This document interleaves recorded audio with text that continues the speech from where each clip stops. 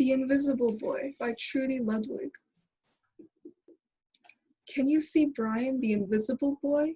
Even Mrs. Carlotti has trouble noticing him in her classroom. She's too busy dealing with Nathan and Sophie. Nathan has problems with what Mrs. Carlotti calls volume control. He uses his outside voice inside too much. Sophie whines and complains when she doesn't get her way. Nathan and Sophie take up a lot of space. Brian doesn't. When the bell rings for recess, Michael and JT take turns choosing kids for their kickball teams. The best players get picked first, then the best friends of the best players. Then the friend of the best friends. Only Brian is left, still waiting and hoping.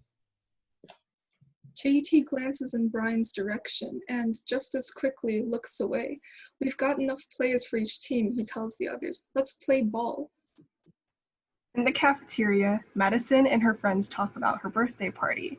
The rope swing over the pool was awesome, says JT. Yeah, so was the water slide, adds Fiona. That was the best pool party ever. I'm glad you guys had fun, says Madison. Everyone did, except for Brian. He wasn't invited. At choosing time, while the other kids play board games and read, Brian sits at his table, doing what he loves to do best. He draws fire-breathing dragons, scaling tall buildings. Thank you for the toast, for toasting my marshmallow. Space aliens locked in intergalactic battles, greedy pirates digging for treasures, and superheroes with the power to make friends wherever they go.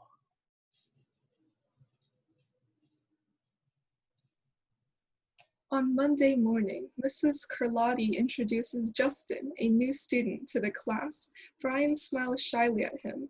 Some of the other kids sneak looks at Justin, trying to figure out if he's cool enough to be their friend. They haven't quite made up their minds yet. At lunch, Madison and JT watch Justin eat with chopsticks. What's that? Asks Madison as she points at Justin's food. It's bulgogi. What? Bulgogi. It's Korean barbecued beef, and my grandma made it for me. It's really good. Do you want to try some? There's no way I'd eat bulgogi. And the kids laugh. All of them. That is except Brian. He sits there wondering which is worse, being laughed at or feeling invisible.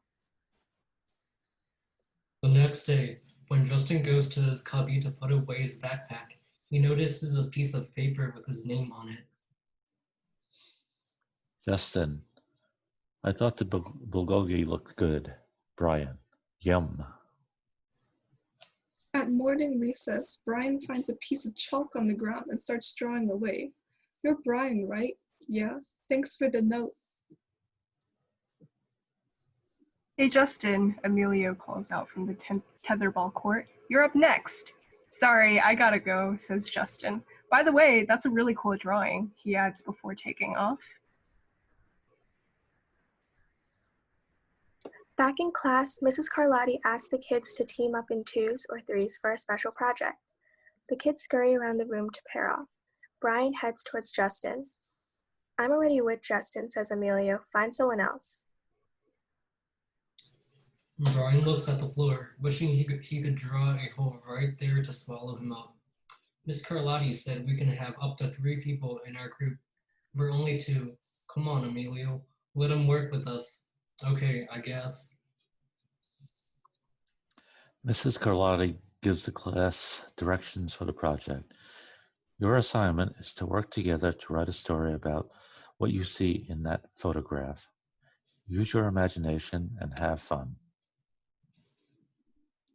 Whoa, cool, says Emilio. What kind of people do you think would live in houses like that?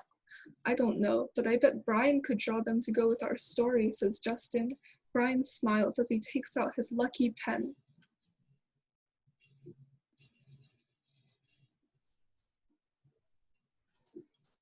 It's lunchtime again, Brian's least favorite part of the day. Another 20 long minutes of kids talking and laughing with everyone else but him.